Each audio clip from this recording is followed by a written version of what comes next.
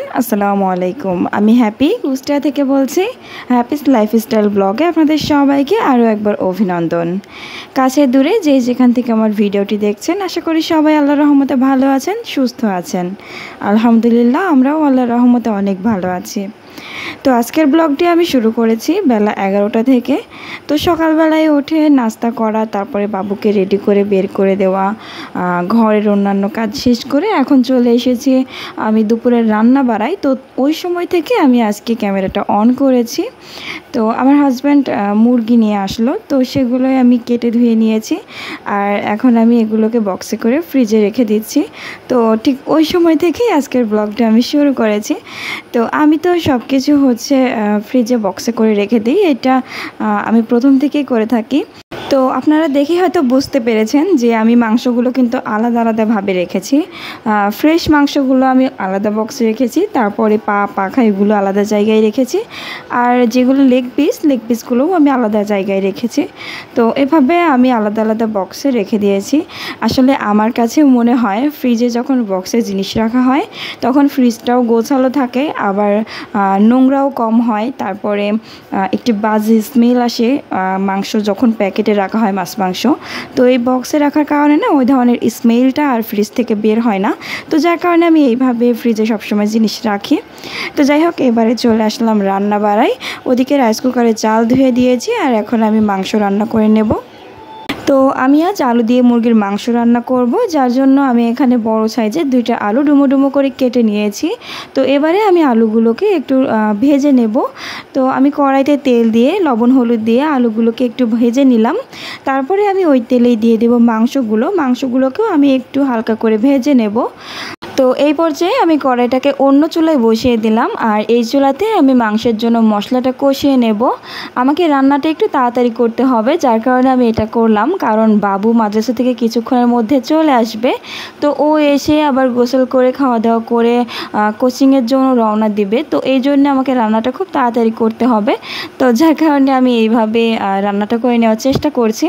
তো আমি মাংস রান্নার জন্য কড়াইতে পরিমাণ মতো তেল দিয়ে দিয়েছি আর তাতে দিয়েছি দারচিনি, এলাচ, তেজপাতা, পেঁয়াজ কুচি, আর দিয়েছি বাটা মশলা, পেঁয়াজ বাটা, রসুন বাটা, জিরা বাটা। তো এগুলোকে দিয়ে একটু কষিয়ে নিলাম। তারপরে দিয়ে দিলাম গুঁড়া মশলা, মরিচের গুঁড়া, হলুদের গুঁড়া, ধনিয়া গুঁড়া, পরিমাণ মতো লবণ। এগুলোকে দিয়ে একটু ভালো করে কষিয়ে নেব।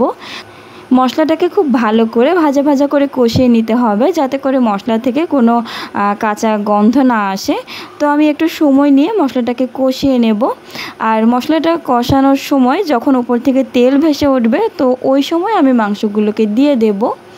তো যাই হোক, এই তো আমার মশলাটা কষানো হয়ে গিয়েছে। তাতে আমি দিয়ে দিলাম মাংসগুলোকে দিয়ে কিছুক্ষণ নাড়াচাড়া করে তারপরে আমি কিন্তু এখানে আলুগুলোকেও দিয়ে দিলাম। আসলে মাংসটাও ভাজার সময় অনেকটা সেদ্ধ হয়ে গিয়েছে আর আলুটাও কিন্তু প্রায় সেদ্ধ হয়ে গিয়েছে। তো এই জন্যেই আমি তাড়াতাড়ি একসঙ্গেই দিয়ে দিলাম। তো এবারে এটাকে আমি একটু নাড়াচাড়া করে ঢাকনা দিয়ে ঢেকে হালকা আঁচে কষিয়ে নেব। তো এই পর্যায়ে আপনাদের কাছে ছোট্ট একটি রিকোয়েস্ট করছি, আপনি যদি এতক্ষণ পর্যন্ত আমার ভিডিওটি কন্টিনিউ করে থাকেন আর আমার ভিডিওটি যদি আপনার কাছে সামান্য পরিমাণ ভালো লেগে থাকে, তাহলে প্লিজ ভিডিওটিতে লাইক কমেন্ট করে যেতে কিন্তু ভুলবেন না।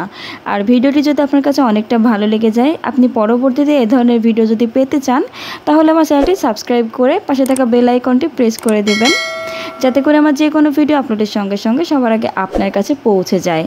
আর আপনি যদি এই ভিডিওটি ফেসবুক পেজ থেকে দেখে থাকেন, তাহলে প্লিজ আমার পেজটি ফলো করে যাবেন। তো যাই হোক, অনেক কথা বলেছি আর কথায় কথায় এদিকে কিন্তু আমার রান্নাটাও প্রায় শেষ। তো মাংসটা কিন্তু আমি খুব ভালো করে কষিয়ে নিয়েছি আর তারপরে আমি ঝোলের জন্য পরিমাণ মতো পানি দিয়ে দিয়েছিলাম। তো এখন তরকারিটা ফুটছে আর ফুটে যখন ঝোলটা শুকিয়ে আসবে তখনই কিন্তু আমি নামিয়ে পরিবেশন করে নেব। তো যাই হোক, এই তো দেখুন আমার রান্না কিন্তু শেষ। আর এবারে আমি উপর থেকে টেলে রাখা জিরা গুঁড়া দিয়ে দিলাম। তো এই জিরা গুঁড়াটা না খুব সুন্দর একটি গন্ধ আসে, এটা আমার খুবই ভালো লাগে। আমি বেশিরভাগ তরকারিতেই এটা ব্যবহার করি। তো যাই হোক, এই তো আমি আমার মুরগির মাংস রান্নাটা কিন্তু নামিয়ে পরিবেশন করে নিয়েছি। দেখতে কিন্তু অসম্ভব ভালো লাগছে, অনেক লোভনীয় হয়েছে আমার কাছে মনে হচ্ছে। তো আপনাদের কাছে কেমন লেগেছে প্লিজ কমেন্টের মাধ্যমে জানিয়ে যাবেন। আর অন্য সাইডে আমি বেগুন ভাজি করার জন্য বেগুন কেটে মরিচের গুঁড়া, হলুদের গুঁড়া, তারপরে লবণ এগুলো দিয়ে মাখিয়ে রেখে দিয়েছিলাম। তো এবারে আমি বেগুনগুলোকে ভেজে নেব। তো আজকের রান্নায় শুধু এগুলোই থাকছে, আর কিছু থাকছে না। তো এই যে দেখুন, আমার কিন্তু বেগুন ভাজি আর আলু দিয়ে মুরগির মাংস রান্নাটা কমপ্লিট। আর এবারে আমার রান্নাঘরের অবস্থা দেখুন, একেবারে বেহাল অবস্থা। রান্না করতে আসলে একদম পরিপাটি, রান্নাঘরে এসে ঢুকলে আর বের হওয়ার সময় যে এমন পরিবেশ হয়। তো এখন সবটা এখন গোছাতে হবে। থালা বাসনগুলো প্রথমে মেজে নিলাম, তারপরে আমি চুলাটাকে পরিষ্কার করে নেব। রান্না করতে আসলে না প্রথমে চুলার অবস্থা বেশি খারাপ হয়, কারণ চুলাতে তেল পড়ে, তরকারির ঝোল, মানে এত খারাপ অবস্থা হয়। তো এখন সব কিছু গুছিয়ে আমি রান্নাঘরটাকে পরিপাটি করে গুছিয়ে নেওয়ার চেষ্টা করছি। তো এই যে দেখুন, আমি এখন আমার চুলাটাকে পরিষ্কার করে নিচ্ছি। আর গ্লাসের চুলা তো একটু মুছলেই পরিষ্কার হয়ে যায়, বেশি কষ্ট করতে হয় না। তো এই যে দেখুন, আমি অফ ক্যামেরায় কিন্তু মেঝেটাও মুছে নিয়েছি, আর চারিদিকটা আমার মতো করে আমি গুছিয়ে নিয়েছি। আর ওদিকে ভাতটাও হয়ে গিয়েছে। তো আজকের মতো রান্না বাড়া কিন্তু আমার এখানেই শেষ। আর এবারে রান্নাঘরের কাজ শেষ করে চলে এসেছি ঘরে। আর ঘরে এসে ঘরটাকে হালকা গুছিয়ে নিচ্ছে, কারণ সকালবেলায় তো ঘরটা পরিপাটি করে গুছিয়েছিলাম। আর ঘরে তো বাবুও নেই, তাই এলোমেলো হয়নি। তো হালকা গোছাচ্ছিলাম, তো ওই সময় দেখছি যে বড় ছেলে চলে আসলো। আর এসেই কি জানি আমাকে দেখানোর জন্য খুব তাড়াহুড়ো করছিল। তো ও দেখছি যে ব্যাগ থেকে আমাকে রেজাল্ট কার্ড বের করে দেখানোর জন্য এত তাড়াতাড়ি করছিল। তো দ্বিতীয় সাময়িক পরীক্ষা হয়েছে কিছুদিন আগে, তো সেটাই দেওয়ার জন্য এত তাড়াতাড়ি ছিল ওর। আর যাই হোক, আলহামদুলিল্লাহ বেশ ভালোই রেজাল্ট করেছে। এত ছোট বাচ্চা থেকে এর থেকে বেশি আশা করতে গেলে হবে না, ওর উপর প্রেশার হয়ে যাবে। তো যাই হোক, ও এখন হাত মুখ ধুয়ে বাহিরে খেলতে গিয়েছে, আর আমি ঘরটাকে গুছিয়ে নিচ্ছি, মানে চাদরটাকে চেঞ্জ করে নিলাম। ঘরটা গোছানোই আছে, বিছানার চাদরটা শুধুমাত্র চেঞ্জ করে নিলাম। আর বিছানাটা ঝেড়ে এখন আমি ঘরের মেঝেটা একটু ঝাড়ু দিয়ে নিচ্ছি। আসলে বিছানা ঝাড়ার পরে না তা মেঝেটা খুব ময়লা হয়ে যায়। আর বাবুকে তো এখনই আবার গোসল করে খাওয়া দাওয়া করে কোচিংয়ের জন্য চলে যেতে হবে। তো ওই জন্যই ওর বাবা গোসলে যাওয়ার আগেই ওকে নীলগুলো কেটে দিচ্ছিল। তো যাই হোক, ওরা নখগুলো কাটছিল, আর আমি অন্য সাইডে আমার কিছু কাপড় ভেজানো ছিল, তো ওগুলোকে ধুয়ে নিচ্ছিলাম। তো এই যে কাপড় ধুয়ে বাহিরে আমি মেলে দিয়েছি। আর এবারে চলে যাব ঘরে, ওদেরকে খাবার দিতে হবে। বাবুর তো আবার খুব তাড়াতাড়ি। তো যাই হোক, এই তো এখন আমি বাবুর জন্য খাবার বেড়ে নিলাম। তো ওর বাবা ওকে খাইয়ে দেবে, আর আমরা একটু পরে খাবো, কারণ আমরা এখনও ফ্রেশ হইনি। ওর তো তাড়াতাড়ি, তো ওকে আমি খাবার দিয়ে দিয়েছি। তো খাওয়া দাওয়া করে নিয়েছি, এবারে ওকে আমি রেডি করে দিচ্ছি। আর দেখুন আমার সঙ্গে কত বক বক বক বক করছে। আমি ওকে রেডি করছি, ও বিরক্ত বোধ করছে।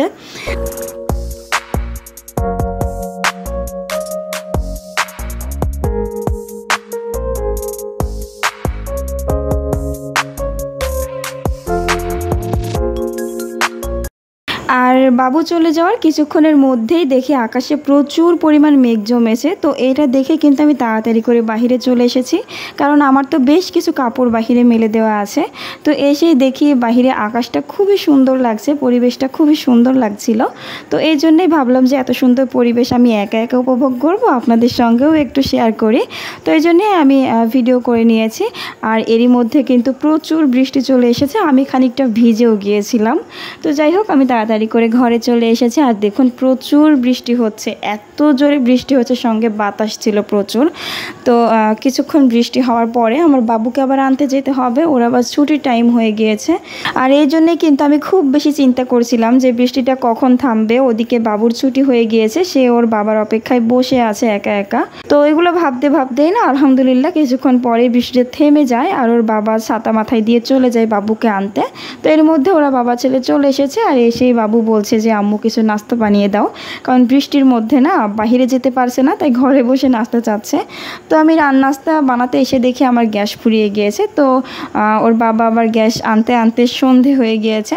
তো এই তো গ্যাসটা দিয়ে গেল ভ্যানওয়ালা। তো আমি সিলিন্ডারটাকে চুলার সঙ্গে সেট করতে যাচ্ছিলাম, কারণ আমার তো এই গ্যাসের চুলা ব্যতীত আর কোনো দ্বিতীয় রাস্তা নেই। তো এই জন্য আমি তাড়াতাড়ি করে সিলিন্ডারটা সেট করছিলাম। তো ওই সময় ওর বাবা চলে আসলো। ওর বাবাকে বললাম তুমি সেট করে দাও। আর এখন তো রাত হয়ে গিয়েছে, এখন তো আর নাস্তা করার মতো টাইম নেই, তো এখন আর কিছু রান্নাবাড়া করব না। সন্ধেবেলায় একটু শুকনো খাবার যা ছিল ওগুলোই খেয়েছে বাবু। তো যাই হোক, এই তো আজকের ব্লগটি আমি এখানেই শেষ করছি, আর কিন্তু বাড়াতে চাচ্ছি না। সবাই ভালো থাকবেন, সুস্থ থাকবেন, আর হ্যাঁ অবশ্যই আমার চ্যানেলের পাশে থাকবেন। আমার ভিডিওটি কেমন লেগেছে, ভালো হোক বা মন্দ হোক, কমেন্টের মাধ্যমে জানিয়ে যেতে কিন্তু ভুলবেন না। আর ভিডিওটি যদি ভালো লেগে থাকে তাহলে প্লিজ সাবস্ক্রাইব করে আমার পাশেই থাকবেন। আল্লাহ হাফেজ, আসসালামু আলাইকুম।